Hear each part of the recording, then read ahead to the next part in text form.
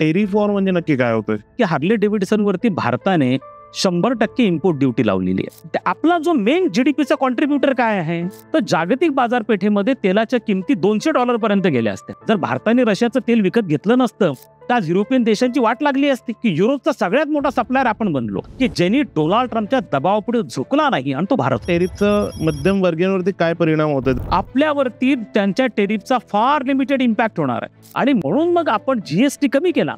तो का केला? जगात सगळ्यात जास्त जीडीपी ग्रोथ रेट हा भारताचा आहे. डोनाल्ड ट्रम्प म्हणले म्हणजे होईल असं अजिबात नाहीये. डोनाल्ड ट्रम्पचं अस्तित्व फक्त पुढचे 3.5 वर्ष आहे. त्यामुळे सायलेन्स इज गोल्ड. आमचं परराष्ट्र धोरण अमेरिकेने चालवता कामा नाही. कोण आहे अमेरिका? अहो, आमचा इतिहास, अमेरिकेचा इतिहास काय? 250 वर्षाचा अमेरिका, 300 वर्षाचा अमेरिका. अहो, आमचा 3000 वर्षांचा इतिहास आहे. म्हणजे अमेरिका आमच्या इतिहासाच्या पुस्तकामधला चॅप्टरने एक पान पण नाही आहे आणि त्या अमेरिकेविषयी आपण एवढं हे करतो आहोत. जेवढी गरज भारताला अमेरिकेची नाही, त्याच्या दुप्पट अमेरिकेला भारताची गरज आहे.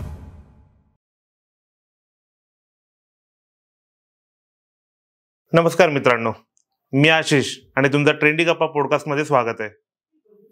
आजचा आपला विषय आहे टेरिफ वॉर.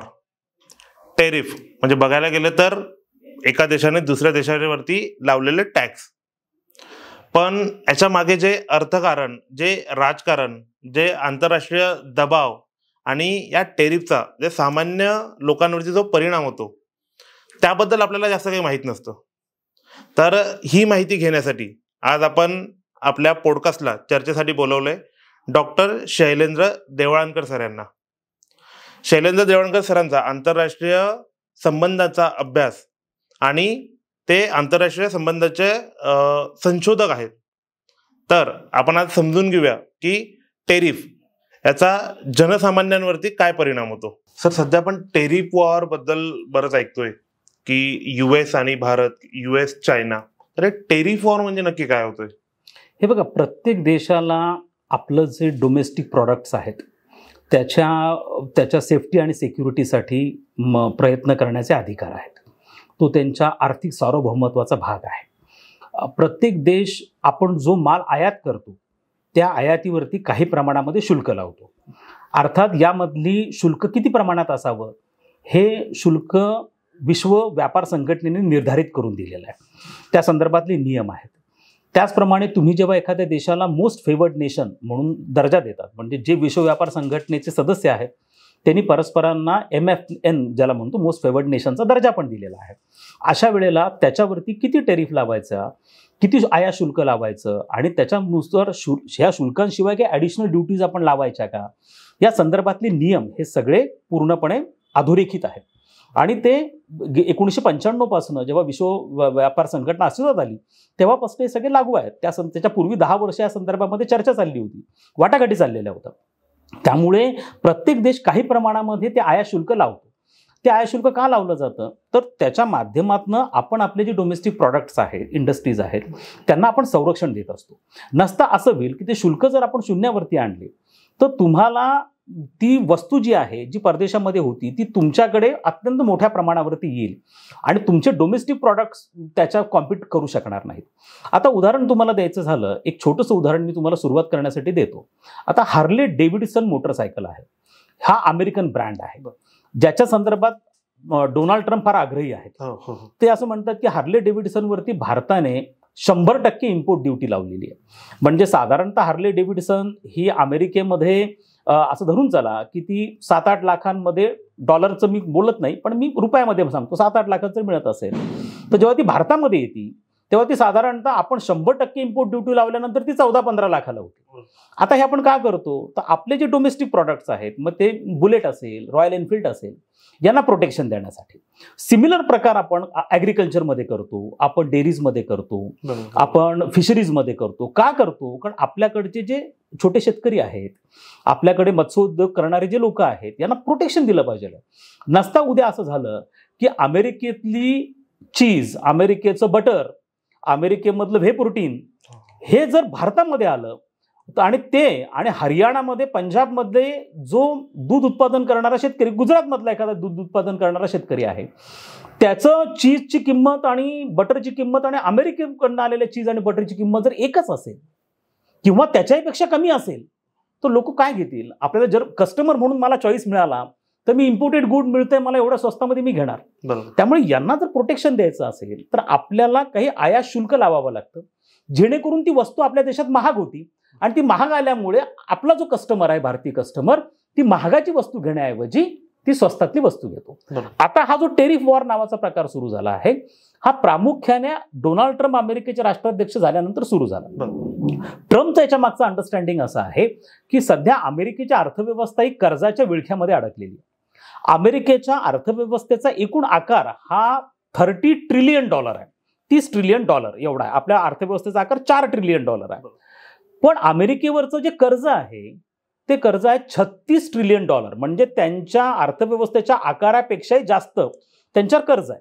आता त्या कर्जावरची जो हप्ता इंटरेस्ट द्यावा लागतो त्यासाठी अमेरिकेला प्रतिवर्षी $1 ट्रिलियन एवढं कर्ज घ्यावं लागतं फक्त हप्ता चुकवण्यासाठी. त्यामुळे डोनाल्ड ट्रम्प यांना असं वाटत होतं की आपण आणखीन कर्जाच्या विळख्यात अडकत जाऊ आणि त्यांचा हा 4 वर्षाचा टाइम जो आहे त्याच्यामध्ये आणखीन कर्ज वाढत जाईल. ते कर्ज कसं कमी करू शकतो? तर त्यांनी 2 पद्धतीने कर्ज कमी करण्याचा मार्ग निवडला. एक असा आहे की ज्याला आपण म्हणतो की ॲडमिनिस्ट्रेटिव्ह एफिशियन्सी, हे आणण्याच्या दृष्टिकोनातून त्यांनी काय केलं की त्यांनी त्यांच्याकडची नोकर कपात करायला सुरुवात केली. मग त्यांनी एक विभाग तयार केला आणि त्याचं जबाबदारी इलॉन मस्क या उद्योगपतीकडे दिली आणि त्यांनी मग भरपूर मोठ्या प्रमाणावरती नोकर कपात केली आणि त्यातनं काही पैसे वाचवले. आता त्यानंतर दुसरा मार्ग त्याने असं केला की आपण इतर देशांकडनं ज्या वस्तू घेतो तर त्या वस्तूंवरती आयात शुल्क वाढवायचं. जसं त्यांनी भारताच्या विरुद्ध 50% केलं. म्हणजे फॉर एक्झाम्पल आता एक भारतीय वस्तू जर यापूर्वी ₹100 अमेरिकन लोकांना मिळत असेल तर ती वस्तू जी आहे ती आता 50% ₹150 त्यांना मिळायला लागणार. म्हणजे काय होणार की जो व्यक्ती सपोज मी ती वस्तू आयात करतोय, मी अमेरिकन आहे, मी उद्योगपती आहे आणि मी भारतातनं ती आयात करतोय, तर ती आयात करताना ती मला महागात आयात करावी लागणार आहे आणि मी टॅक्स भरणार आहे अमेरिकन सरकारला. म्हणजे अमेरिकन सरकारला आयात शुल्कामधनं टॅक्स मिळणार आहे. कोणाकडनं मिळणार आहे? जो व्यक्ती आयात करतो त्याच्याकडनं मिळणार आहे. बट मी जो टॅक्स भरला हा मी कोणाकडनं वसूल करणार? मी सर्वसामान्य नागरिकांकडनं वसूल करणार. त्यामुळे ट्रम्प यांना जे वाटतं आहे की याच्यामुळे गव्हर्नमेंटचा फायदा होईल पण सामान्य नागरिकांचं त्याच्यात नुकसान होणार आहे, कारण त्यांना ती वस्तू महागात मिळणार. त्यामुळे त्यांच्यामध्ये महागाई वाढण्याची शक्यता आहे.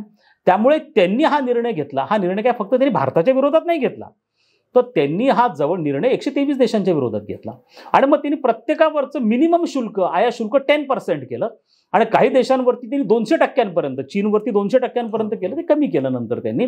मग काही लोकांना 90 दिवसाची मुदत दिली आणि मग त्यांच्याबरोबर चर्चा करायला सुरुवात केली. भारताच्या विरुद्ध त्यांनी केलं. याला आपण टेरिफ वॉर असं म्हणतो. ते असं म्हणत आहेत की भारताने ॲग्रिकल्चर, फिशरीज आणि डेअरी प्रॉडक्ट यावरती जे आयात शुल्क आहे ते भारताचं खूप जास्त आहे आणि ती फॅक्ट आहे, भारताचं जास्त आहे. भारत जवळपास 44% आयात शुल्क लावतो ॲग्रिकल्चर प्रॉडक्टवरती. का बरं लावतो? कारण आपल्या शेतकऱ्यांना, आपल्याकडचे छोटे उद्योगपती यांना संरक्षण मिळावं म्हणून. त्यामुळे डोनाल्ड ट्रम्पचं म्हणणं असं आहे की तुम्ही ते कमी करा. नाही मग कमी करत तुम्ही तर आम्ही रेसिप्रोकल, म्हणजे जेवढं तुम्ही लावलं तेवढं आम्ही लावू. अशा पद्धतीने हे टेरिफ वॉर जे सुरू झालेलं आहे याचा मूळ उद्देश जो आहे, जो देश आयात शुल्क लावण्याचा अधिकार प्रत्येक देशाला आहे आणि त्याच्या माध्यमातून काही टॅक्स कलेक्शन होतं, त्या टॅक्स कलेक्शनमधनं त्यांना त्यांचा रेव्हेन्यू जो आहे तो वाढवायचा आहे, हा त्याच्या मागचा उद्देश आहे. बरोबर. पण आपण बघत होतो की आता जे त्याचं रिझन सांगितलं जातं ते तुम्ही रशियाकडनं ऑइल घेता त्यामुळे आम्ही तुमच्यावरती टॅक्स इम्पोज करतोय, हे त्यांचं रिझन दिलं जातं. आपण बघत आलोय की भारत आणि अमेरिकाचे संबंध खूप चांगले होते, म्हणजे आपल्याला हळूहळू ओव्हर द पिरियड ते खूप चांगले झालेले. पण आता अचानकपणे त्या संबंधामध्ये जरा आपल्याला एक कुठेतरी कटुता आल्यासारखे दिसतंय आणि सांगितलं जातं की ते ऑइलचं उदाहरण दिलं जातं. पण आपण रशियन ऑइल आज नाही घेतोय, तर ते अचानक टेरिफ हे काही दबाव आणण्याचा प्रयत्न आहे की काय? अगदी बरोबर आहे. हा एक पद्धतीचं दबाव तंत्रच आहे. आता डोनाल्ड ट्रम्प हे जे व्यक्तिमत्व म्हणून जर त्यांचा आपण अभ्यास केला तर ते एक उद्योगपती आहेत. बरोबर. ते आयुष्यभर डील करत आलेले आहेत, वाटाघाटी करत आलेले आहेत, त्यांची काम करण्याची पद्धत आहे. त्यामुळे ते प्रतिपक्षावरती दबाव टाकतात, दबाव टाकून त्यांना प्रेशरमध्ये ठेवतात, मग चर्चेला बोलवतात, मग सौदेबाजी करतात आणि अधिकाधिक गोष्ट आपल्या पदरात पाडून घेतात. आता भारत हा रशियाकडनं तेल आयात करतो म्हणून रशिया युक्रेन युद्ध चालू आहे, हा युक्तिवाद म्हणजे बालिशपणा आहे, अगदी बालिशपणा आहे. अमेरिकेने आणि युरोपनी रशियाच्या विरुद्ध 5,000 आर्थिक निर्बंध टाकले, 5,000. कधीपासून टाकले? 3 वर्षापासून टाकले. पण तरी रशियावरती काही परिणाम झाला का? नाही झाला. अहो, जर तुम्ही 28 युरोपियन देश रशियाकडनं 67 अब्ज डॉलरच्या वस्तू आयात करतायत, खुद्द अमेरिका त्यांच्याकडनं ॲल्युमिनियम, लिथियम आयात करतो आहे, हे करताना आणि मग ते युद्ध थांबत नाही, म्हणजे तुम्ही निर्बंध टाकूनही काही परिणाम होत नाही, आणि एकट्या भारताने तेल विकत घेणं थांबवल्यानंतर युद्ध थांबेल का? म्हणजे असा प्रकारचा युक्तिवाद करणे बालिशपणाचं. पहिली गोष्ट, भारत किती तेल घेतो? तर भारत रशियाकडनं जे तेल घेतो त्या तेलाच्या दुप्पट नव्हे तर तिप्पट तेल चीन हा रशियाकडनं घेतो. मग तुम्ही चीनवरती आर्थिक निर्बंध लावले का? नाही लावले. अशा प्रकारची पनिशमेंट लावली का? नाही लावली. युरोपियन देशांनी 2024 मध्ये 67 अब्ज डॉलर्सच्या वस्तू रशियाकडनं आयात केल्या. मग तुम्ही युरोपियन देशांवरती अशा प्रकारची पनिशमेंट, पेनल्टी लावली का? नाही लावली. मग तुम्ही भारताला एकट्याला का टार्गेट करता आहात? आता दुसरा मुद्दा याच्यामधला असा आहे की याची थोडी बॅकग्राऊंड तुम्ही विचारल्यामुळे मी देतो. रशियन तेल हे आपल्यासाठी का महत्वाचं आहे हे प्रामुख्याने लक्षात घ्या. 24 फेब्रुवारी 2022ला रशिया युक्रेन युद्ध सुरू झालं, म्हणजे 3 वर्षांपूर्वी. जेव्हा हे युद्ध सुरू झालं, तुम्हाला माहिती की जगामध्ये साधारणतः तेलाचं उत्पन्न करणारे प्रामुख्याने 3 प्रमुख गट आहेत. त्यातला एक गट आहे जो इस्लामिक देशांचा गट म्हणतो, ज्यांना ओपेक असं म्हटलं जातं, आणि जे वेस्ट एशियामध्ये त्यांना मिडल ईस्ट सुद्धा म्हटलं जातं, असे देश ज्याच्यामध्ये Saudi Arabia, Iraq, Iran, UAE, Qatar यासारख्या देशांचा समावेश होतो. हा एक ब्लॉक झाला ज्याच्याकडनं, ज्याला ब्रेंट क्रूड ऑइल असं म्हटलं जातं. दुसरा जो प्रकार आहे तो अमेरिकन तेलाचा आहे, आणि तिसरा जो प्रकार आहे हा रशियन तेलाचा आहे. आता जगामध्ये प्रति दिवशी किती साधारणतः तेलाचं उत्पन्न होतं? तर प्रति दिवशी साधारणतः 100 दशलक्ष बॅरल असं तेलाचं उत्पन्न होतं. ह्या 100 दशलक्ष बॅरलपैकी रशियाकडनं 10 दशलक्ष बॅरल्स एवढं तेलाचं उत्पन्न होतं. आता आपण भारताच्या दृष्टिकोनातून विचार केला तर भारताची गरज काय आहे? तर भारताची प्रति दिवशी 5 दशलक्ष बॅरलची गरज आहे. इतकी प्रचंड. भारत हा जगातला 3ऱ्या क्रमांकाचा सगळ्यात मोठा तेलाचा आयातदार देश आहे. आपण आपल्या गरजेच्या 85% तेल आयात करतो. तेलाचे दर हे जागतिक बाजारपेठेमध्ये तेलाचे दर कसे याच्यावर निर्भर करतात. जेव्हा हे युद्ध सुरू झालं तेव्हा जागतिक बाजारपेठेमध्ये तेलाची किंमत प्रति बॅरल ही $79 होती, $79 होती. हे 24 फेब्रुवारीला युद्ध सुरू झालं आणि मार्च महिन्यामध्ये तेलाची किंमत $117 प्रति बॅरल झाली. आता मुद्दा असा आला की जर $1 जरी तेलाची किंमत जागतिक बाजारपेठेमध्ये वाढली तर आपल्या अर्थव्यवस्थेवरती प्रतिवर्षी येणारा बोजा हा $1 बिलियन असतो. त्यामुळे आता जर असं झालं की जर भारताने रशियाकडनं तेल घेतलं नसतं, रशिया त्यावेळेला आपल्या 12व्या क्रमांकाचा तेल पुरवठादार होता. कितव्या? 12व्या क्रमांकाचा. तो नंतर पुढच्याच वर्षी नंबर 1चा झाला. आपण रशियाकडनं प्रचंड तेल विकत घ्यायला सुरुवात केली आणि ते तेल आपल्याला डिस्काउंटेड प्राइसमध्ये पडलं. आपल्याला प्रति बॅरल $11चा फायदा झाला. प्रति बॅरल आपण म्हणजे लाखांनी बॅरल्स त्यांच्याकडनं आयात करतो. प्रति बॅरल $11 म्हणजे ह्यूज त्याच्यामधनं आपल्याला मार्जिन मिळालं. साधारणतः 3 वर्षामध्ये आपला जो फायदा झाला तो साधारणतः $24 अब्ज फायदा एवढा रशियन तेलाकडनं झाला. अर्थात जर भारताने रशियाकडनं तेल घेतलं नसतं तर जागतिक बाजारपेठेमध्ये तेलाच्या किमती $200 पर्यंत गेल्या असत्या. त्यामुळे भारताच्या रशियाकडनं तेल घेण्याच्या प्रस्तावाला अमेरिकेचा पाठिंबा होता, युरोपियन देशांचा पाठिंबा होता. त्यांनी काय सांगितलं की आम्ही रशियाकडनं तेल घेऊ शकत नाही, तुम्ही रशियाकडनं तेल विकत घ्या, त्या तेलाचं शुद्धीकरण करा आणि तो तेल आम्हाला विका. आता झाला असा प्रकार की आपल्याकडच्या 2 कंपन्या, एक आहे रिलायन्स आणि दुसरी आहे नायरा. नायरा ही रशियन इंडेव्हर आहे, रशियाच्या पुढाकाराने सुरू झालेली आहे, दोन्ही गुजरातमध्ये आहेत. तर यांनी ते आयात करायला सुरुवात केली आणि मग ते आयात केल्यानंतर आपण त्याचं शुद्धीकरण करायला लागलो, ज्याला रिफाईंड म्हणतो आपण. आणि त्यानंतर हे रिफाईंड ऑइल त्याच्यामध्ये आपण ते युरोपला विकायला लागलो. याच्यामध्ये डिझेलचा सगळ्यात मेन पार्ट होता आणि गॅसोलिन होतं. अशा 2 प्रॉडक्ट आपण युरोपला विकायला सुरुवात केली. एक वेळ अशी आली मागच्या वर्षी की युरोपचा सगळ्यात मोठा सप्लायर आपण बनलो. अमेरिकेला पण आपण तेल द्यायला लागलो, डिझेल द्यायला लागलो, गॅसोलिन पण द्यायला लागलो. बरं, त्यांना ते डिस्काउंटेड प्राइसमध्ये मिळायला लागलं, ते पण घ्यायला लागले, कारण रशियाकडनं ते घेऊ शकत नव्हते. म्हणजे भारताच्या ह्या प्रस्तावाला समर्थन अमेरिकेचं पण होतं, बायडन गव्हर्नमेंटचं होतं, युरोपियन देशांचं होतं. त्याच्यामुळे तुमचा फायदा झाला. तुमच्या अर्थव्यवस्था आज फ्रान्समध्ये काय चाललंय आपण बघतो आहोत. जर भारताने रशियाचं तेल विकत घेतलं नसतं तर आज युरोपियन देशांची वाट लागली असती. आज त्यांच्याकडे आणखीन महागाई प्रचंड प्रमाणात वाढली असती. भारतामध्ये पेट्रोल आणि डिझेलची किंमत कमीत कमी 250 ते 300 रुपयांपर्यंत गेली असती. म्हणून भारताने हे तेल विकत घेतल्यामुळे बॅलन्स हा मेंटेन राहिला. आणि म्हणून आपण 3 वर्ष जे आयात केलेलं आहे त्या आयातीमधनं आपण युरोपलाही मदत केली, अमेरिकेलाही मदत केली.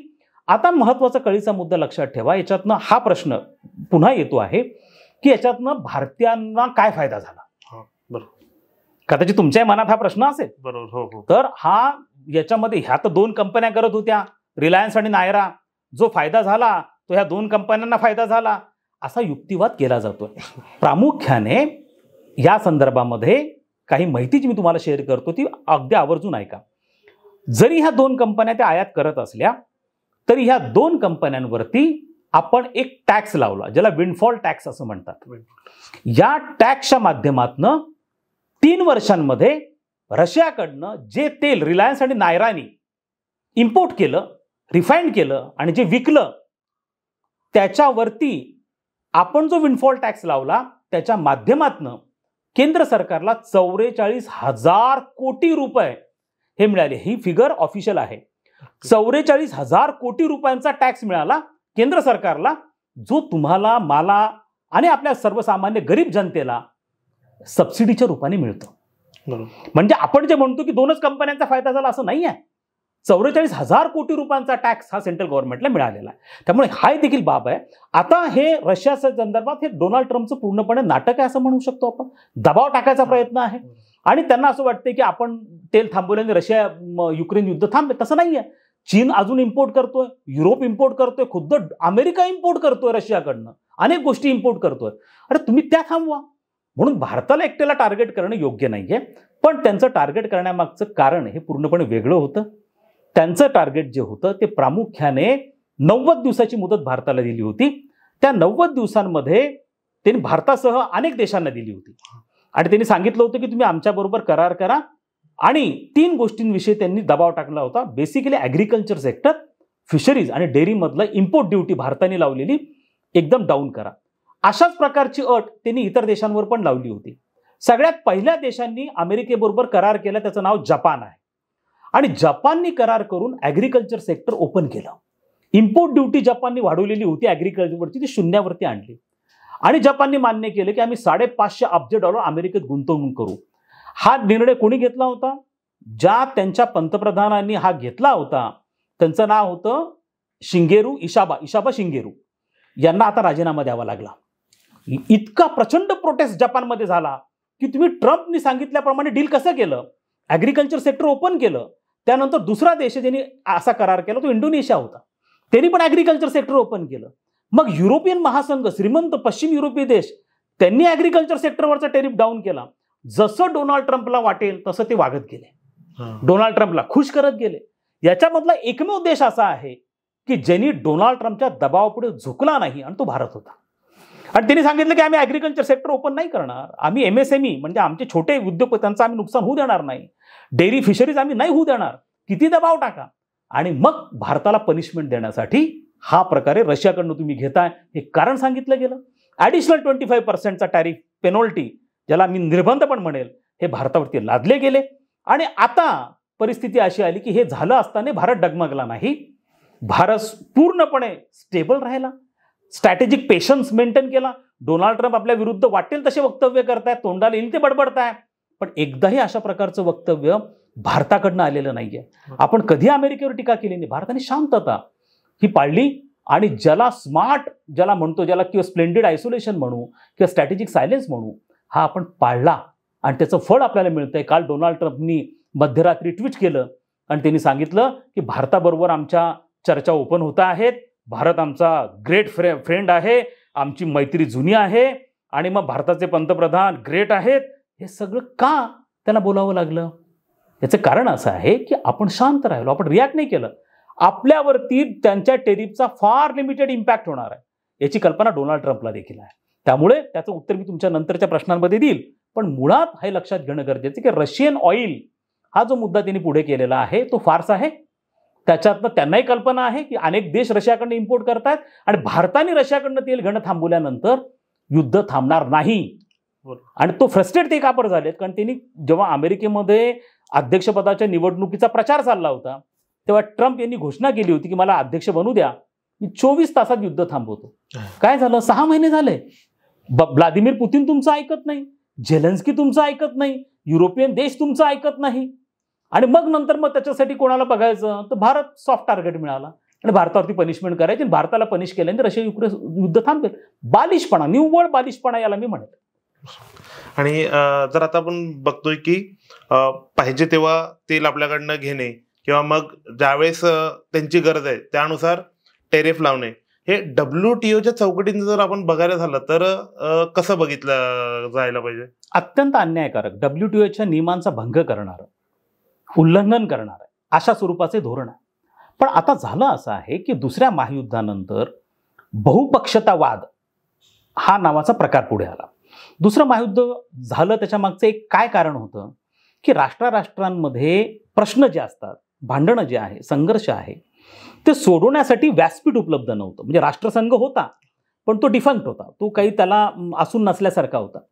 पण राष्ट्रांमधलं संघर्ष सोडवण्यासाठी एखादं व्यासपीठ पाहिजे, कॉमन व्यासपीठ पाहिजे. मग ते नव्हतं म्हणून दुसरं महायुद्ध झालं. राष्ट्रांची महत्वाकांक्षा मोठी झाली, मग प्रत्येक राष्ट्र स्वतःलाच ग्रेट समजायला लागलं. त्यांना असं वाटायला लागलं की आम्ही म्हणून ते पूर्व दिशा. याच्यातनं हिटलर तयार झाला, याच्यातनं मुसोलिनी तयार झाला आणि दुसरं महायुद्ध घडलं. मग जगाने काय धडा घेतला? दुसरं महायुद्ध संपल्या सगळ्यात पहिले जन्म कशाचा झाला? युनायटेड नेशनचा झाला, संयुक्त राष्ट्रात झाला. का झाला? की चर्चेला व्यासपीठ मिळालं पाहिजे. मग राष्ट्रांमध्ये इतर प्रश्न असू शकतात, आर्थिक स्वरूपाचे आहे, सांस्कृतिक स्वरूप आहे, मग वेगळ्या प्रकारच्या संघटना तयार झाल्या आणि याच्यातनं बहुपक्षतावाद म्हणजे कॉमन इंटरेस्ट प्रोटेक्ट झाला पाहिजे इंडिव्हिज्युअल इंटरेस्टपेक्षा, आणि कॉमन इंटरेस्टला प्राधान्य दिलं गेलं पाहिजे इंडिव्हिज्युअल इंटरेस्टपेक्षा. म्हणून जगभरामध्ये प्रादेशिक संघटना तयार झाल्या, आंतरराष्ट्रीय संघटना तयार झाल्या. आता या सगळ्यांना छेद देणारं डोनाल्ड ट्रम्प यांचं धोरण आहे. डोनाल्ड ट्रम्प काय म्हणतायत की मी म्हणेल ती पूर्व दिशा, आम्हाला काही घेणं देणं नाही, युनायटेड नेशन काय म्हणतं ते सगळ्यातने विड्रॉ व्हायला लागले. प्रत्येकाला सांगतायत, ते म्हणतात विश्व आरोग्य संघटनेत आम्ही विड्रॉ होऊ, नॅटोमधनं आम्ही विड्रॉ होऊ, बाकी ट्रान्स पॅसिफिक पार्टनरशिपमधनं आम्ही विड्रॉ होऊ, म्हणजे ऑलरेडी त्याच्यातनं झालेच आहेत ते, युनेस्कोमधनं आम्ही विड्रॉ होऊ. हे काय धमक्या देणं प्रकार आहे हा? याचा अर्थ तुम्हाला इतर देशांची अजिबात किंमत नाही आहे. हा प्रकार चुकीचा आहे. मुळात मुद्दा याच्यामधनं लक्षात ठेवणं गरजेचं आहे की आता जी परिस्थिती तुम्हाला जागतिक राजकारणामध्ये दिसते आहे ती दुसऱ्या महायुद्धापूर्वीची परिस्थिती आहे. म्हणजे आंतरराष्ट्रीय संघटना असून नसल्यासारख्या झालेल्या आहेत. राष्ट्र आपल्या मनाला येईल तसं वागायला लागलेले आहेत, जसं अमेरिका वागतोय. अमेरिका फर्स्ट, आम्हाला इतरांची काही घेणं, कोणत्या नियमाची काही घेणं देणं नाहीये. पण लक्षात घ्या ही अत्यंत धोकादायक परिस्थिती आहे. जर राष्ट्र असे वागायला लागले तर इथनंच हिटलर आणि मुसोलिनी तयार होईल आणि जगाचा प्रवास हा तिसऱ्या महायुद्धाच्या दिशेने जातो आहे. बरोबर. आणि ज्या प्रकारात आता हे डोनाल्ड ट्रम्प किंवा अमेरिका फर्स्ट हा अप्रोच ठेवतोय, तर हे बघताना त्या गोष्टींचा आपल्या भारतीय कुठल्या सेक्टरवरती, बिझनेसच्या कुठल्या सेक्टरवरती जास्त परिणाम होऊ शकतो की होतोय? आता या संदर्भामध्ये आपल्या सगळ्यांना काही आकडेवारी समजून घ्यावी लागेल. साधारणतः 2024 मध्ये रादर भारताचा एकूण जी निर्यात होती ही साधारणतः $800 अब्ज निर्यात होती. भारताने जी निर्यात केली त्या निर्यातीपैकी साधारणतः $82 अब्ज निर्यात आपण अमेरिकेला केली. या 82 पैकी $50 अब्ज जो व्यापार होता तो सर्व्हिसेसमध्ये झाला, सर्व्हिस सेक्टरमध्ये झाला, सेवा क्षेत्रामध्ये. आणि साधारणतः $35 अब्ज पर्यंतचा गुड्समध्ये, म्हणजे आपण त्या वस्तू अमेरिकेला पाठवतो. आता हा प्रश्न झाला, जर तुम्ही भारताचा एकूण अर्थव्यवस्थेचा आकार पाहिला तर तो $4 ट्रिलियन आहे. त्याच्याबरोबर अमेरिकेबरोबरचा जर तुम्ही व्यापार पाहिला तर तो पर्सेंटेजमध्ये साधारणतः 3 ते 4% येतो. एकूण भारताचा जो एक्सपोर्ट आहे त्याच्याबरोबर जर तुम्ही तुलना अमेरिकेबरोबरच्या एक्सपोर्ट बरोबर केली तर साधारणतः 20% येतो. आता हे तुम्ही लक्षात घेणं गरजेचं आहे की जेवढा भारताचा एक्सपोर्ट अमेरिकेला आहे त्याच्या कितीतरी पटीने जास्त भारताचा एक्सपोर्ट युरोपला आहे, इतर अनेक देशांना, आसियानला आहे. आपला व्यापार इस्लामिक देशांबरोबरचा व्यापार $200 अब्ज आहे, आसियान बरोबरचा व्यापार $150 अब्ज आहे. इव्हन चायना बरोबरचा आपला व्यापार हा साधारणतः $125 अब्ज पर्यंतचा आहे. आपला अमेरिकेबरोबर हा $83 बिलियन एक्सपोर्ट आहे. त्यातनं $35 बिलियन जो आपण त्याची चर्चा करतोय आता काय परिणाम भारतावरती होतील. यापैकी साधारणतः 4 सेक्टर्स असे आहेत की ज्याच्यावरती तुम्हाला त्याचा इमिजिएट इम्पॅक्ट होणार आहे. त्यातलं पहिलं सेक्टर जे आहे ते महत्त्वाचं आहे, जेम्स आणि ज्वेलरीज. साधारणतः आपण अशाच प्रकारे एम्ब्रॉयडरी केलेली जी ज्वेलरी आहे किंवा जेम्स फिनिश केलेले जे आहेत, बेसिकली गुजरातमध्ये, सुरतमध्ये याचं प्रचंड मोठे कामगार त्याच्यामध्ये इन्व्हॉल्ड आहेत. हे सगळे लेबर इंटेन्सिव्ह सेक्टर्स आहेत. जेम्स आणि ज्वेलरीवरती पहिला परिणाम. दुसरा गार्मेंट्सवरती. आता गार्मेंट्सचे काही हब तयार झालेत भारतामध्ये. केरळामध्ये आहे, तमिळनाडूमध्ये आहे, आपल्याकडे महाराष्ट्रात सोलापूरमध्ये आहे, गुजरातला सुरतमध्ये आहे, त्यानंतर नोएडामध्ये आहे, उत्तर प्रदेशमध्ये. अशा ठिकाणी कॉटन हब्स आहेत गार्मेंट्स तयार करणं. आणि मग ते गार्मेंट्स सोलापूरवरनं चादरी, बेडशीट्स, पिल्लो कव्हर्स हे सोलापूरवरनं पण पाठवले जातात. आता हे जे गार्मेंट सेक्टर आहे हे सेकंड इम्पॅक्ट होणार. थर्ड जो इम्पॅक्ट होणार आहे तो प्रामुख्याने ॲटो पार्ट्स आपण जे पाठवतो त्या ॲटो पार्ट्सवरती पण त्यांनी इम्पोर्ट ड्युटी लावलेली आहे, जे प्रामुख्याने अमेरिकन ऑटोमोबाईल इंडस्ट्रीला लागतात. आणि चौथं सेक्टर आहे ॲग्रिकल्चर, फिशरीज आणि डेअरी प्रॉडक्ट्स. आता ॲग्रिकल्चरमधनं आपण प्रामुख्याने बासमती राईस जो आहे तो आपण मोठ्या प्रमाणात एक्सपोर्ट करतो. दुसरं फिशरीजमध्ये श्रिम्प ज्याला आपण म्हणतो, कोळंबी. प्रामुख्याने आंध्र प्रदेशमध्ये अशा प्रकारचं कोळंबीचं प्रचंड उत्पन्न होतं आणि ते एक्सपोर्ट केलं जातं. त्याच्यानंतर डेअरी प्रॉडक्ट्समध्ये आपण अनेक डेअरी प्रॉडक्ट्स अमेरिकेला एक्सपोर्ट करतो. आता हे जे 4 सेक्टर तुम्ही पाहिले तर यांना लेबर इंटेन्सिव्ह सेक्टर्स म्हणतात. म्हणजे इथं खूप मोठ्या प्रमाणावरती कामगार वर्ग आहे. त्यामुळे असं होण्याची शक्यता आहे की आता इमिजिएट जर त्याच्यावर झाला परिणाम तर साधारणतः आपला जो याच्यामध्ये अफेक्ट होणार आहे ट्रेड हा साधारणतः 35 अब्जचा ट्रेड अफेक्ट होणार आहे. अर्थात हे लेबर इंटेन्सिव्ह असल्यामुळे काही प्रमाणामध्ये मग नोकर कपात करावी लागू शकते का, तर त्यासाठी गव्हर्नमेंटने ज्या स्टेप्स घेतलेल्या आहेत त्यातली सगळ्यात पहिली जी स्टेप आपण घेतलेली आहे ते म्हणजे अत्यंत कमी व्याजदरामध्ये कर्ज देणं. हा त्यांनी या संदर्भातली पॉलिसी जी आहे ती घोषित केली. दुसरं जीएसटीचं रॅशनलायझेशन. म्हणजे जीएसटी आपण 2 टप्प्यांमध्ये आता फक्त तुम्ही केलेलं आहे. त्याच्यात 4 टप्पे होते, त्यातले 2 टप्पे काढले, आता 2च टप्पे जीएसटीचे राहिलेले आहेत. आणि जीएसटी भरपूर कमी झाल्यामुळे सर्वसामान्य जनतेला आवडलं. आता कळीचा बाब अत्यंत महत्त्वाची लक्षात घ्या की भारताच्या GDP मध्ये एक्सपोर्टचा वाटा, म्हणजे भारत ही एक्सपोर्ट ओरिएंटेड इकॉनॉमी नाही. म्हणजे याचा अर्थ की एक्सपोर्ट नाही झाला म्हणजे आमची अर्थव्यवस्था डिस्टर्ब होईल असं भारताचं नाही आहे. जर चीनचा GDP आपण पाहिला तर चीनच्या GDP मध्ये 50% भाग हा एक्सपोर्टचा आहे. जर दक्षिण कोरियाचा पाहिला तर 60% पार्ट हा एक्सपोर्टचा आहे GDP मध्ये. इंडोनेशियाचा पाहिला 80% पार्ट त्यांच्या GDPचा हा एक्सपोर्टमधनं येतो, पैसा जो मिळतो. भारतामध्ये हा जेमतेम 20% आहे, जेमतेम. आपला जो मेन GDPचा कॉन्ट्रीब्युटर काय आहे, तर आपल्या GDPचा कॉन्ट्रीब्युटर आपलं डोमेस्टिक कन्झम्पशन आहे. आपली जी ह्यूज कन्झ्युमर मार्केट आहे, मिडल क्लास मार्केट ज्याला म्हणतो, ही साधारणतः 50 कोटीची मार्केट आहे. या मार्केटमध्ये जी डिमांड आहे ही डिमांड आमच्या अर्थव्यवस्थेचं प्रमुख साधन आहे, गती देणारं साधन आहे. म्हणून डोमेस्टिक कन्झम्पशन मॅटर करतं. 40% आमच्या GDP जो आहे त्याचा 40% डोमेस्टिक कन्झम्पशन मधनं येतो. आता तुम्ही लक्षात घेणं गरजेचं आहे. म्हणून पंतप्रधानांनी आवाहन केलं की तुम्ही स्वदेशी वस्तू ज्या आहेत ते वापरल्या पाहिजे. आणि म्हणून मग आपण जीएसटी कमी केला. तो काय केला की मॅक्सिमम तुम्ही बाय करावं. ओके, म्हणून जर तुम्ही, आता तुम्हाला मी उदाहरण देतो फक्त, एक इलेक्ट्रॉनिक्सचं मार्केट, केवळ भारतामधलं इलेक्ट्रॉनिक्सचं मार्केट $15 अब्ज आहे. त्यापैकी AC एअर कंडिशन त्याचं मार्केट 2 अब्जचं आहे. म्हणजे भारतीयांनी फक्त भारतीय कंपन्यांकडनं घ्यायचं ठरवलं तरी आपल्याला निर्यातीची गरज नाही पडणार, इतकं प्रचंड मोठं मार्केट आहे. त्यामुळे हा जो हाईप केला जातोय की यांनी प्रचंड मोठा परिणाम होईल, लाखोनी लोक बेरोजगार होतील, अर्थव्यवस्था हे चुकूनही शक्य नाहीये. जगामध्ये आजच्या घडीला, म्हणजे आजच फेचचा मिळाला, म्हणजे अमेरिकेच्या टेरिफच्या धोरणानंतर जी महत्वाची वित्तीय संस्था आहे फेचनी एक रिपोर्ट दिला. त्याच्यानुसार भारताच्या विकासाचा दर, आर्थिक विकासाचा 6.9% त्यांनी सांगितला.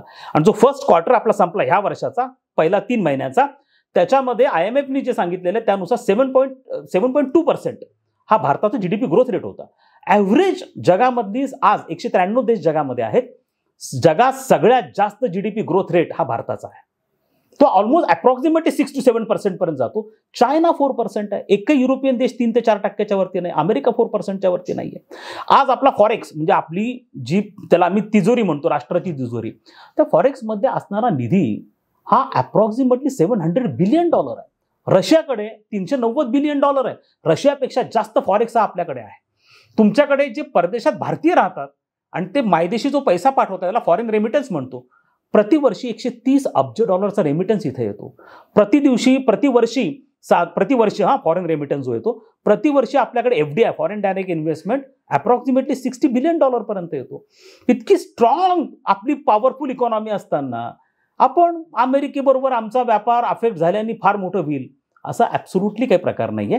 त्या संदर्भात शॉर्ट टर्म रेमेडीज ह्या घेतल्या गेलेल्या आहेत. आणि मला असं वाटतं की भारताने असे अनेक आक्रमणं इतिहासामध्ये पचवलेली आहेत. आपण आर्थिक महामंदी पचवलेली आहे. रिसेशन युरोपमध्ये जे आलो होतो 2008 त्यातही भारतीय अर्थव्यवस्थेला फार धक्के लागलेले नाही आहेत. एशियन करन्सी क्रायसिस पण भारतीय अर्थव्यवस्थेला हलवू शकलेली नाही आहे. त्यामुळे हे काय एका देशाबरोबरचा आमचा टेरिफमुळे आमची अर्थव्यवस्था कमकुवत होईल वगैरे असं अजिबात नाही. ट्रम्पला देखील त्या गोष्टीची कल्पना आहे. म्हणूनच ट्रम्प आता नॉर्मलायझेशन ऑफ रिलेशन्सच्या दिशेने यायला लागलेत आणि थोडंसं कन्सिलिटरी स्टँड हा घेतलेला आहे. मला असं वाटतं की यामध्ये सगळ्यात महत्त्वाची बाब अशी की भारत झुकला नाही. भारताने स्ट्रॅटेजिक ऑटोनॉमी मेंटेन ठेवली. ही आपली सगळ्यात जमीची बाजू आहे. रशिया झुकला नाही, चीन झुकला नाही आणि भारतही झुकला नाही. आणि हे 3 देशांनी जेव्हा एकत्र येण्याची सिग्नल द्यायला सुरुवात केली, डोनाल्ड ट्रम्पने आपला टोन बदलला. आणि हा सगळ्यात मोठा हा जो टोन बदलला ट्रम्पचा, जे ट्विट आता भारताच्या फेवरमध्ये यायला लागलेले आहेत, आम्ही आता ट्रेड टॉक सुरू करतो, हा केवळ आणि केवळ जेव्हा सिग्नल्स यायला सुरुवात झाली की चायना, रशिया आणि भारत एकत्र येऊ शकतात, ज्याला टेंटलायझिंग ट्रायंगल म्हणतात, हा ट्रायंगल जर एकत्र आला तर अमेरिकेचं आशिया प्रशांत क्षेत्रातलं अस्तित्व देखील अवघड होऊन जाईल. आणि डोनाल्ड ट्रम्पने आपला टोन बदलला. बरोबर. जसं आता आपल्या बोलण्यात आलं की भारताचा इकॉनॉमीचा गाडा हा मध्यम वर्गीयांवरती सुरू आहे. तर या टेरिफचं मध्यम वर्गीयांवरती काय परिणाम होतोय? जसे इलेक्ट्रॉनिक्स मार्केटबद्दल बोललो आपण, तर आपल्या इथे ऍपल, टेस्ला या प्रोडक्ट बद्दल खूप अट्रॅक्शन आहे. तर याचा परिणाम कसा होईल आपल्या इकॉनॉमीवरती किंवा सामान्यांवरती? हे बघा, मूळ मुद्दा असा आहे की तुम्ही टेस्ला आले, टेस्लाची मिनिमम किंमत ही काय आहे, तर तुम्ही तो स्लॅब लक्षात घ्या. टेस्लाची मिनिमम किंमत 30 लाख आहे. त्यांचं जे लोएस्ट मॉडेल आहे ते 30 लाखांपर्यंत मिळेल. मला सांगा, कोणतं सर्वसामान्य जेव्हा तुम्हाला तुमच्याकडची डोमेस्टिक प्रॉडक्ट असणारी गाडी 3 ते 4 लाखाला मिळते मध्यम वर्गाला, 5 लाख, 7 लाख, 8 लाख, तो मध्यम वर्ग हा टेस्ला गाडी कशी घेणार? जर मी बुलेट, एनफिल्ड असेल किंवा रॉयल एनफिल्ड असेल किंवा बुलेट असेल, ही जर मला 3 लाख 4 लाखाला मिळत असेल, तर मी 15 लाखाची किंवा 8-9 लाखाची हार्ले डेव्हिडसन कशी घेणार? तर त्यामुळे हा जो म्हणला जातोय की आपण इकॉनॉमी ओपन केल्याने मध्यम वर्ग प्रचंड आमचं प्रॉडक्ट्स पण अफेक्ट होतील, असं नाहीये. हा मात्र ॲग्रिकल्चरमध्ये होऊ शकतो. आता कारण तुम्हाला सांगतो की आपण का सेन्सिटिव्ह आहोत. हा सगळा प्रश्न ॲग्रिकल्चरमुळे का सुरू झालाय, तर मी तुम्हाला थोडक्यात कम्पॅरिझन करतो. अमेरिकेमध्ये शेती करणारे लोक किती? अमेरिकेमध्ये शेती करणारे फक्त 2% लोक. भारतामध्ये शेती करणारे, शेतीवरती उदरनिर्वाह करणारे लोक किती? आजही तो प्रमाण 65% आहे. अमेरिकन शेतकरी हा प्रचंड श्रीमंत आहे, त्याला हायली सबसिडाइज शेतकरी म्हणतात जगामधला. भारतीय शेतकरी हा अल्पभूधारक आहे, तो गरीब आहे. हा दुसरा फरक. तिसरा फरक, आपल्याकडे अजूनही शेती पारंपरिक पद्धतीने होती. अमेरिकेमध्ये जेनेटिकली मॉडिफाईड क्रॉप, ज्याला GM क्रॉप्स असं म्हणतात, त्याच्या माध्यमातून ते लाखो टन सोयाबीनचं उत्पन्न काढतात, मक्याचं उत्पन्न काढतात. आज हो GMनी म्हणजे जेनेटिकली मॉडिफाईड मका आणि सोयाबीन भारतात विकायला सुरुवात झाली, तर आपल्या शेतकऱ्यांच्या प्रॉडक्टवरती परिणाम होईल. अमेरिकन ॲपल्स जर भारतामध्ये तुम्ही डाऊन करून टाकली इम्पोर्ट ड्युटी, तर आपलं मार्केट सगळं अमेरिकन ॲपलनी भरेल.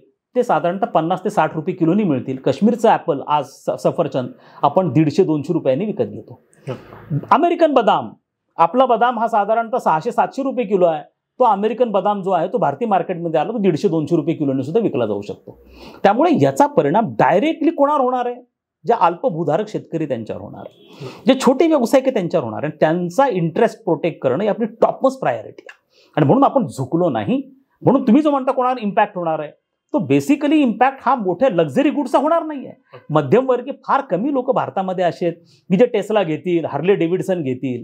सर्वसामान्य माणूस तिकडे जाणार नाही. सर्वसामान्य माणसाचे कळीचे मुद्दे काय आहेत की त्याला जे जेवणाचं नेहमीसाठी मका आहे, सोयाबीन आहे, तेल आहे, ॲपल म्हणा किंवा तुम्ही जे काही लोक बदाम घेतात वगैरे, त्याचा सुद्धा इम्पॅक्ट होईल. म्हणून आपण त्याच्यावरती इम्पोर्ट ड्युटी कमी केलेली नाही. आणि याचा विद्यार्थ्यांवरती काय परिणाम आहे, म्हणजे जे बाहेर शिकायला जात आहे त्याच्यावरती काय परिणाम होऊ शकतो? नाही, त्याच्यावरती याचं कारण असं की त्याच्यामध्ये याचा संबंध नाहीये. पण कसं असतं की एकूणच डोनाल्ड ट्रम्प यांचं एका फ्रंटवरती भांडण नाही चालू, तर मल्टिपल फ्रंट त्यांनी ओपन केलं. त्यांचं भांडण अमेरिकेतल्या विद्यापीठांबरोबर पण आहे. त्यांचं असं म्हणणं पडले की जे अमेरिकन एलिमेंट्स आहेत त्यांना हार्वर्डसारखं विद्यापीठ एंटरटेन करतं. आज हार्वर्डमध्ये ऑलमोस्ट नाही म्हटलं तरी 50% विद्यार्थी फॉरेनमधनं येतात. त्यातनं मोठा रेव्हेन्यू अमेरिकेला मिळतो. अमेरिकेला प्रतिवर्षी $12 अब्ज हे परदेशातनं आलेल्या विद्यार्थ्यांच्या फीजमधनं मिळतात. त्यापैकी एकट्या भारताकडनं $7 अब्ज मिळतात. इतके प्रचंड विद्यार्थी तिथे जातात. H1B व्हिसा जो आहे हा जो अमेरिकेकडनं साधारणतः 75,000 अशी व्हिसा दिले जात असतील तर 60,000 त्यातले व्हिसा भारतीयांना मिळतात. ओके, आजही आपले भारतीय अमेरिकेमध्ये 53 लाख आहेत. आता ह्या 53 लाखांपैकी जवळपास 10 लाख लोक हे परमनंट म्हणजे ग्रीन कार्ड मिळवण्याच्या प्रतीक्षेमध्ये आहेत. त्यामुळे ह्या लोकांना तसं वाटतं.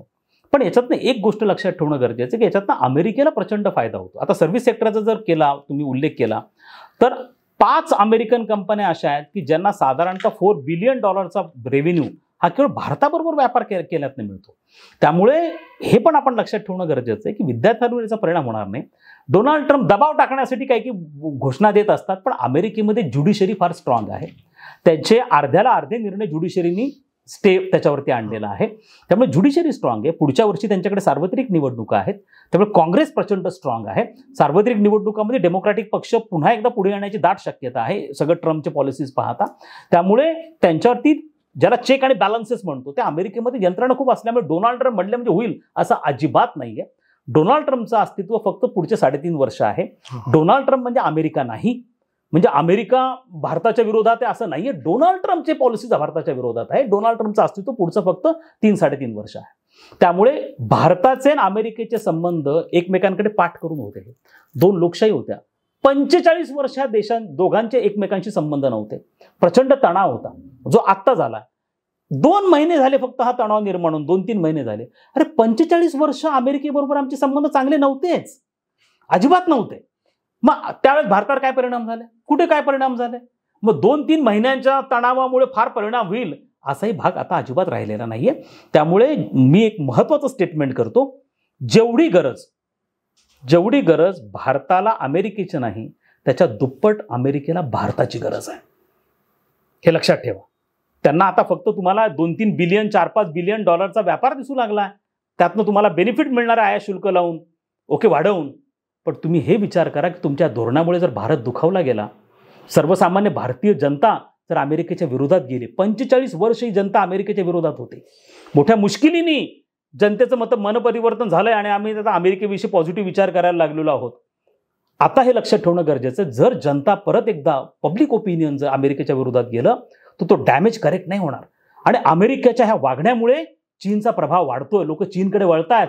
चीन आशिया खंडात प्रभावी बनतो, चीन जगात प्रभावी बनतो. त्यामुळे अमेरिकेचे डोनाल्ड ट्रम्पची धोरणं एक पद्धतीने अमेरिकेचे जे प्रतिपक्ष आहेत त्यांना स्ट्रॉंग बनवत आहेत. आणि ते आता ट्रम्पला रिअलाइज व्हायला लागले. म्हणून ट्रम्प कुठेतरी ताळ्यावर आलाय. उशिरा सुचलेलं शहाणपण असं आपण म्हणतो ते आता घडत आहे. आणि या सगळ्या याच्यात जर आपल्याला बघायचं झालं तर जे भारतीय पॉलिसी मेकर्स आहेत त्यांची जमेची बाजू तुम्हाला कुठली वाटते, किंवा कुठला सल्ला जर तुम्हाला द्यायचा वाटला तर कुठला वाटतो? यातला सगळ्यात सल्ला, जे 3 अत्यंत महत्त्वाच्या गोष्टी आपण केल्या या संपूर्ण प्रकरणामध्ये, त्यातली पहिली गोष्ट म्हणजे आपण अमेरिकेला जसं ट्रम्प बोलतो त्या पद्धतीने आपण अजिबात उत्तरं दिलेले नाहीये. त्यामुळे silence is gold he policy आपली राहिली. आपण वेट अँड वॉच ठेवलंय. त्याला आपण स्ट्रॅटेजिक पेशन्स म्हणतो, संयम ठेवला. आपण अजिबात म्हणजे तुम्ही बोलायचं ना मी त्याचं उत्तर द्यायचं असा प्रकार आपण केला. पहिला मुद्दा केला. दुसरा मुद्दा, आपण या संपूर्ण काळामध्ये आपण ज्या डोमेस्टिक कन्झम्पशन वाढावं म्हणून जे प्रयत्न केले, ज्यामध्ये आपण प्रामुख्याने GSTचं रॅशनलायझेशनचा मेजर निर्णय घेतला, जो इतका गेली काही वर्ष प्रलंबित होता, तो निर्णय आपण घेतला. तिसरं महत्त्वाचं म्हणजे आपण अजिबात अमेरिकेच्या दबावापुढे झुकलो नाही. कितीही तुम्ही दबाव आणला तरी झुकलो नाही. आणि चौथं म्हणजे आपण रशिया आणि चायना यांच्याबरोबर पुन्हा एकदा, विशेष करून चायनाबरोबर आपले रिलेशन पुन्हा एकदा सुधारण्यासाठी जी पावलं टाकली. चीन आणि भारतामधले डायरेक्ट फ्लाईट जे गेले कित्येक वर्ष बंद होतं ते आता परत सुरू झालं. चीनच्या इन्व्हेस्टमेंट्स वाढल्या. SCOमध्ये स्वतः पंतप्रधान गेले चायनामध्ये, आणि त्यांच्या संदर्भातनं ज्या पद्धतीच्या काही ॲग्रीमेंट्स पुढे आले, ह्या सगळ्या गोष्टी दर्शवतात की भारत स्ट्रॉंग राहिला, स्टेबल राहिला, शांत राहिला आणि संयमी राहिल्यामुळे डोनाल्ड ट्रम्प यांना ते आता शहाणपण सुचलं आणि त्यांनीच ट्विट भारताच्या फेवरमध्ये करायला सुरुवात केली. तर मला असं वाटतं की हेच स्ट्रॅटेजिक ऑटोनॉमी, आमचं परराष्ट्र धोरण अमेरिकेने चालवता कामा नये. कोण आहे अमेरिका? अहो आमचा इतिहास, अमेरिकेचा इतिहास काय? 250 वर्षाचा अमेरिका, 300 वर्षाचा अमेरिका. अहो आमचा 3000 वर्षांचा इतिहास आहे. म्हणजे अमेरिका आमच्या इतिहासाच्या पुस्तकामधला चॅप्टरने एक पान पण नाही आहे, आणि त्या अमेरिकेविषयी आपण एवढं हे करतो आहोत. त्यामुळे अमेरिकेला एवढं डगमगण्याचं अजिबात कारण नाहीये. इतकी स्ट्रॉंग हिस्ट्री फाउंडेशन असणारा आपला देश आहे, इतकी स्ट्रॉंग इकॉनॉमी आहे. मला असं वाटतं ही स्ट्रॅटेजिक ऑटोनॉमी मेंटेन ठेवली पाहिजे. आपण त्याला म्हणतात ना, आपण म्हणजे म्हातारी मेल्याचं दुःखाने काळ सोकवता कामा नाही आहे. हा काळ म्हणजे उद्या आज अमेरिकेने दबाव आणला, उद्या युरोपियन देश तुमच्यावर दबाव आणतील. त्यामुळे भारताने स्ट्रॉंग मेसेज दिलेला आहे की आम्ही कोणत्या दबावापुढे झुकणार नाही. I think that is the our greatest asset, आणि आपण ती पुढे ठेवली पाहिजे. सर, तुम्ही आज ट्रेंडी गप्पाला वेळ दिला आणि आम्हाला टेरिफ वॉर त्यामागचं राजकारण हे सगळं इतक्या सोप्या याच्यात समजून सांगितलं, त्यासाठी खूप खूप धन्यवाद. धन्यवाद.